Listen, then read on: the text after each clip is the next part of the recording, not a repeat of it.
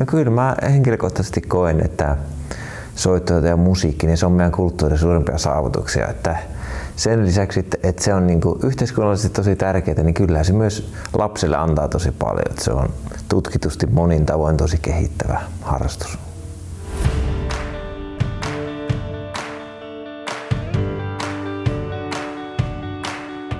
Se on meidän vahvuus, että me voidaan opettaa jokaista lasta ja oppilasta niiden omista lähtökohdistaan.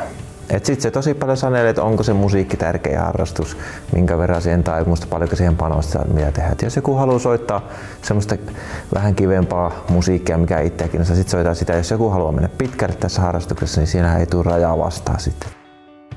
Här på institutet så får eleverna instrumentundervisning, de får undervisning i musikfärdighet och så har de också möjlighet att delta i orkester- och bandverksamhet.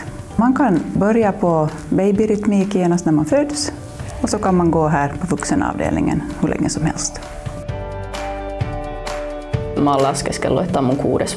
vuosi nyt, kun mä käyn soittaa kitaraa. Tuli vaan ideana, että haluaisin jonkun soittimen aloittaa. Sitten kävi mielessä joitain muitakin soittimia, mutta sit vaan kitara tuli sellaisena aha-elämyksenä, että haluan kitaran aloittaa. Ja sitten kerron vanhemmille ja aloitin. Olen käynyt täällä ehkä 10 vuotta.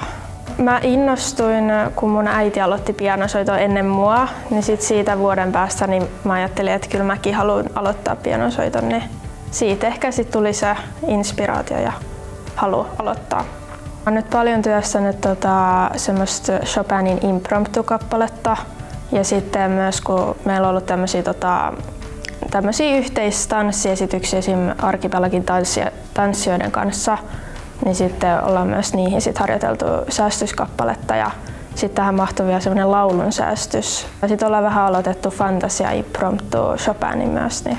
Tietenkin siitä kitaran soittamisesta se on tosi hauskaa, mä tykkään tosi paljon, mutta sitten opettaja vaikuttaa tosi paljon siihen, että miltä se soittaminen tuntuu ja mulla on tosi kiva opettaja, niin sekin vaikuttaa siihen, että se on tosi kiva. Varmaan tulee eniten mieleen, että mulla oli aika pitkään väärä asento tässä kädessä kitarassa, kun mä soitin, että se oli littana, mutta nyt tämän kevään aikana mä oon alkanut huomaa, että se on alkanut mennä enemmän oikein päin, joka varmaan opetuksesta johtuu. Det är nog nästan det bästa för en som lärare när man märker att det har gått framåt, det som man har jobbat med kanske månader eller till och med år. Hej lillfingret, nu börjar det liksom att det inte mer böjer sig eller bångnar sig sådär på fel sätt. Men det känns som bara eleven och man själv som lärare vet. Det känns bra. Man önskar ju att det skulle bli ett livslångt intresse.